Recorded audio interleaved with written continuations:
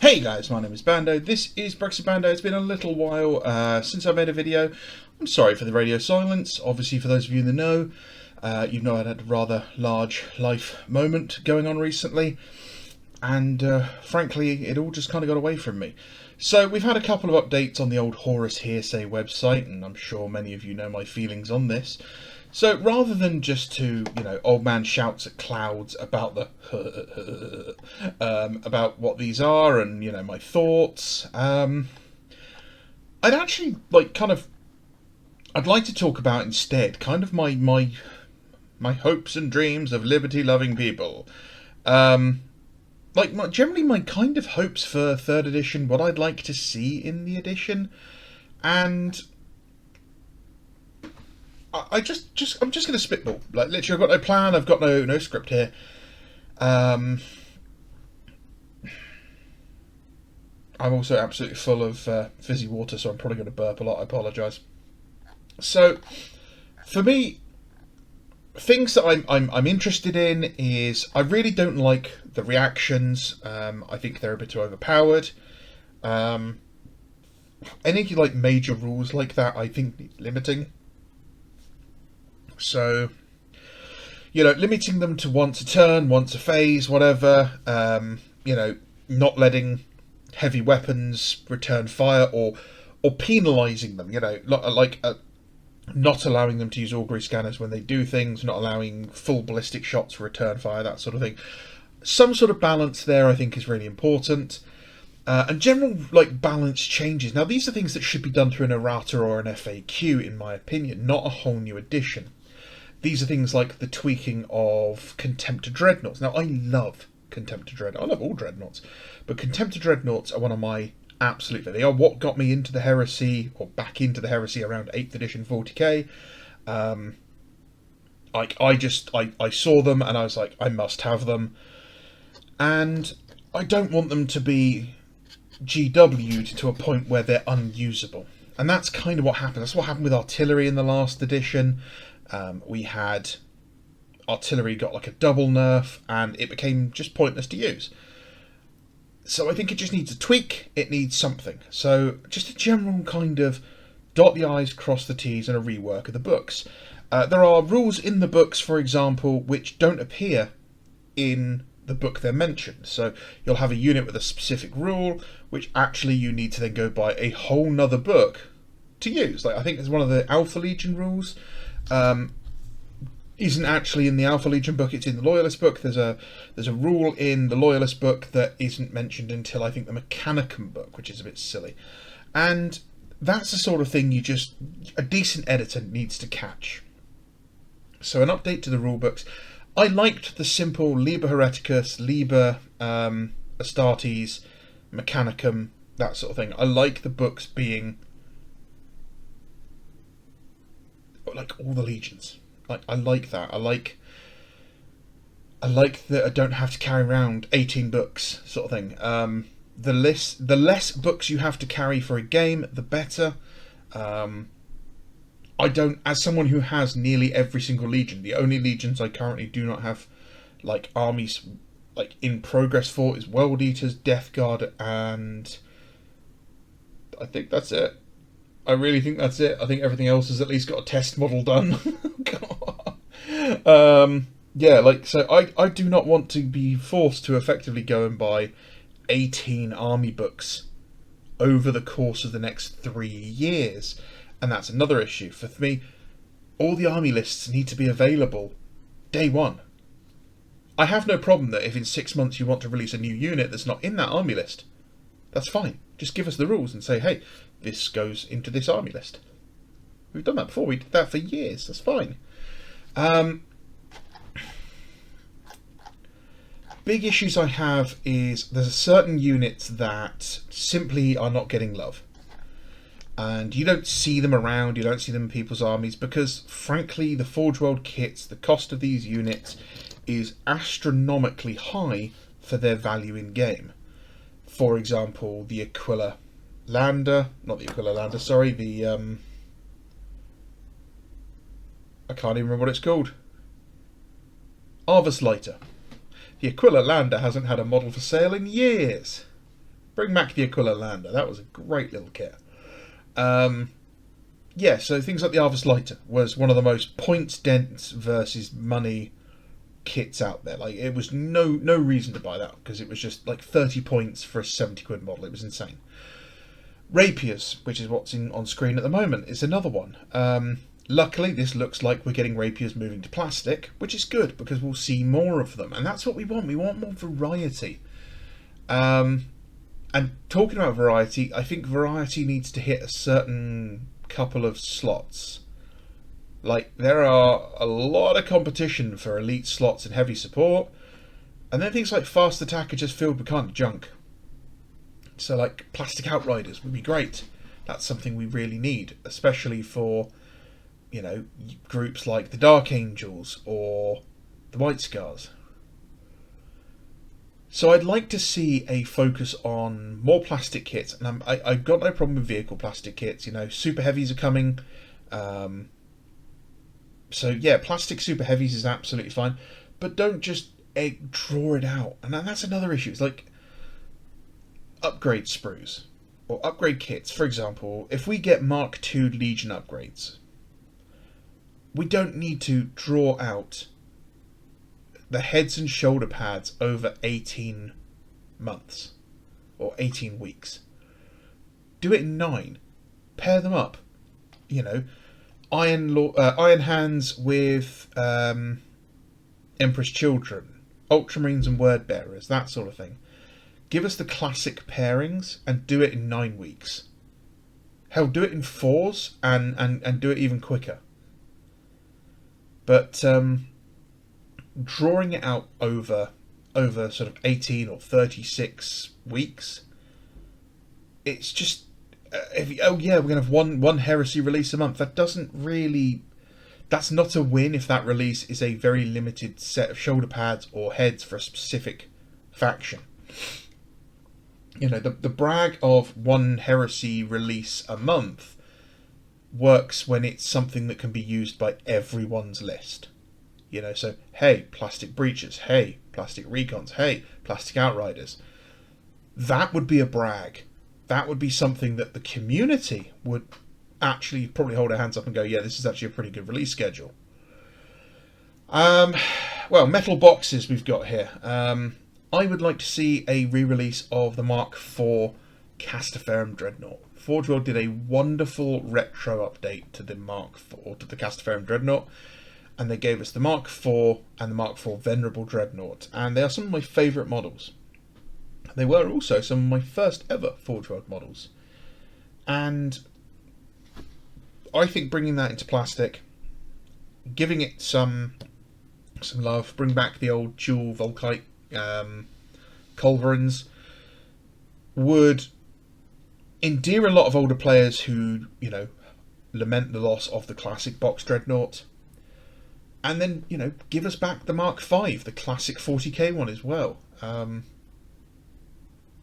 As you see online, there's a huge community for historic 40k. And by historic, I mean events that took place before the Indomitus Crusade. The entirety of the Badab conflict, the Sabbat Worlds Crusade, the War of the False Primarch, the Reign of Blood. There is a lot of stuff that happened in historic 40k that a lot of players who enjoy the setting would love to make armies to represent. So giving us options for those units, like the classic Dreadnought, the classic Rhino, the Razorback, simply getting rid of those because 40k is now moving to Primaris, just feels like you're getting rid of something that's an opportunity for people to express themselves creatively. So I'd like to see an expansion on what we've lost, you know, a return of what we lost. And on the subject of what we've lost, I'd love to see a book which just had all the Legends stuff in, all the exemplary battles units, that sort of thing. There's loads of units in the Legends set that are really thematic. Things like the Cerestus Assault Ram, and they're fun kits. They're hard to make. They can be a pain in the backside, but they're great to paint. They look fantastic. You know, the Medusa, the Basilisk, thematically are really important for certain legions, and they've just been gone. That's it. The models are still for sale as far as I know, but the rules, that's it, go away. So it's sad. I'd like to see the expansion of that. Bring them back. Bring them back into the main rules. I don't think many people would have a problem if you had a core like army list and an advanced army list, something, and just say at the beginning of the book, this is the advanced army list. Both players must be in agreement before any unit is taken in a game. These are designed to represent more advanced and interesting units, and may not be, balanced in the more traditional way, and that's fine, because as long as both parties agree and they know what they're getting in for, there's no problem with having those sorts of vehicles. I think the biggest thing I want to see for 30k 3.0, and this may happen. I think this may happen because I think a lot of the causes of this is simply been the build up to 3.0, is the stock issues. I think it's the elephant in the room with GW at the moment. Lots of people have been pointing at things like this image here. Oh, you want to have a cardboard dreadnought in a box. It's a classic callback to second edition, and lots of people online are basically joking and saying this is the only way to currently get a Salamander's dreadnought, because it's out of stock. It's been out of stock for months, and lots of kits have been out of stock for months. Now, obviously, they are making an edition box, which means a lot of their plastic production capacity is going to be moved to building up the stocks of this box set. That's fine. But you really need to address the fact that you've had stock issues and work to fix it. If we continue to just not be able to get kits, then people will naturally gravitate to non-GW places to purchase their things, whether that be 3D printing, whether that be recasts, or the second-hand market.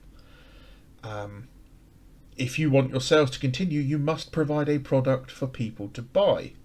It's kind of the most basic part of the whole supply and demand thing.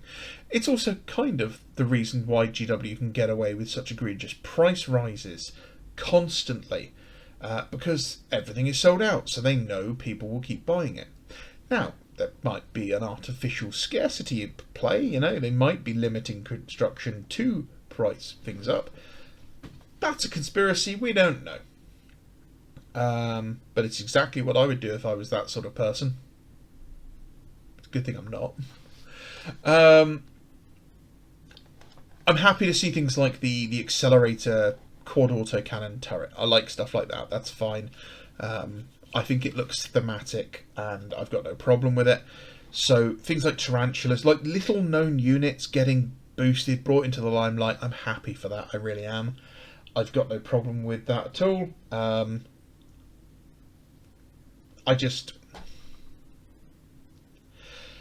There is a big risk here of losing your way. Like, we all want new shiny, but don't get distracted with bringing in new shiny at the expense of old stuff people has wanted. Like, I would not have Saturnine Terminators for the entire edition if that meant I could get plastic breaches or, a plastic Stormbird or whatever it's called, like Fire Raptor, that sort of thing.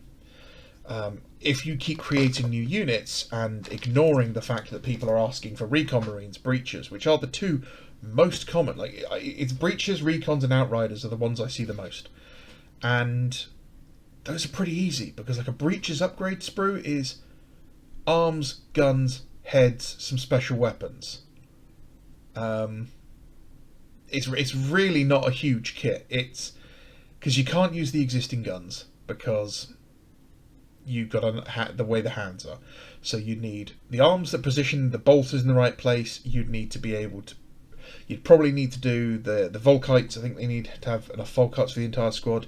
You'd need to be able to have 2 of every special weapon they can take in the box, and you'd need probably the Sergeant sprue for just the normal Sergeant.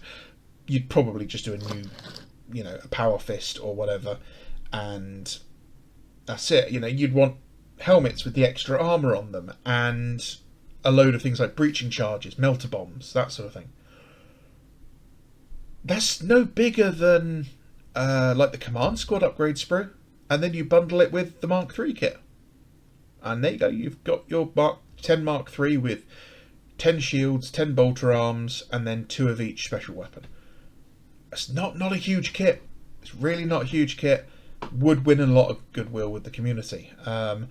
Bundle like 30 of those guys, 20 of those guys, and like 5 Terminators and a new plastic Castaferum Dreadnought into a box set, and you've got the Zone Mortalis Battle Force.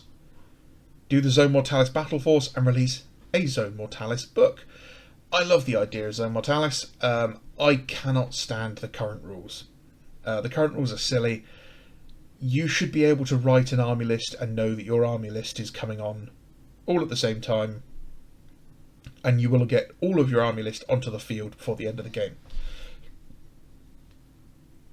It is a boarding action. It is not something like, oh, magical portals were open and allowed one of your units to arrive. Yeah, okay, I may have to deploy my units as they are coming on from entry points like you do in Space Hulk. That's not a problem. But yeah, let me deploy my entire army. Zone Mortalis. Give us a Zone Mortalis book with that battle force. I'd be as happy as a pig in shit. Flyers. I think flyers really need a boost. I think augury scanners need nerfing, and like flyers need to be dangerous, but they also need to be fragile. So it's kind of the whole thing with like jet bikes and bikes. They need to be like avoiding damage, but if they do get hit, you know, bad times are happening. A lot like a monk in D&D, you know, he can move around, he can dodge an awful lot, but if he gets hit, he stays hit. Augury scanners cause a lot of those problems with flyers. Reactions cause even more problems. You know, you don't want a flyer to sonic boom into an AO, and suddenly an entire unit of las cannons just snaps to him and obliterates him. No army would have any other sort of anti-aircraft. They would just carry more and more heavy support squads. Which again is another balancing. Heavy support squads need balancing. I don't know how you do it. Probably just make it so reactions don't work the same way for them.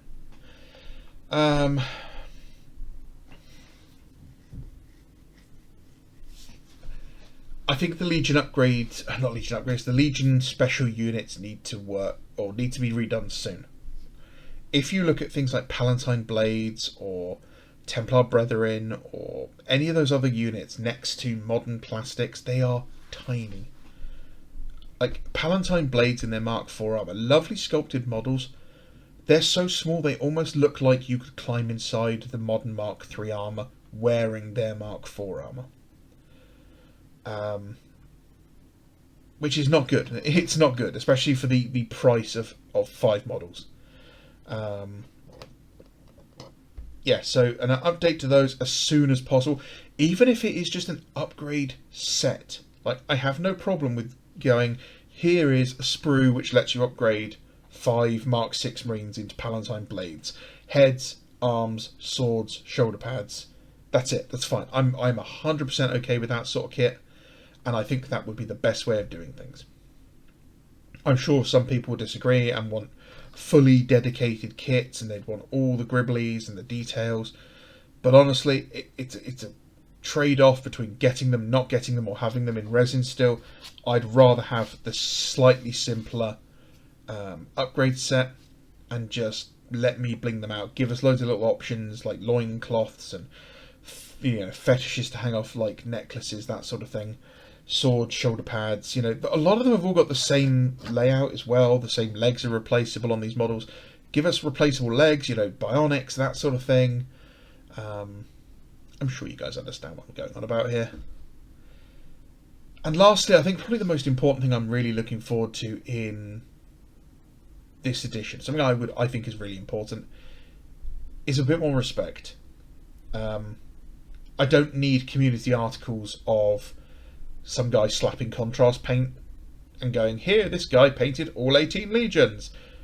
No, I want to see the military modeler types again. I want to see, you know, this is some obscure Eastern European artist's take on a Imperial Fist's Land Raider, and to see this wonderfully weathered, detailed, chipped, you know, stowage carrying Land Raider with some camo netting on it, and then, you know, an Imperial Fist officer sat in his hatch, like sat up on the edge of his hatch with his pad reading it, you know, while a tech marine fixes the engine hatch on the back. You know, I want to see that sort of level of quality again.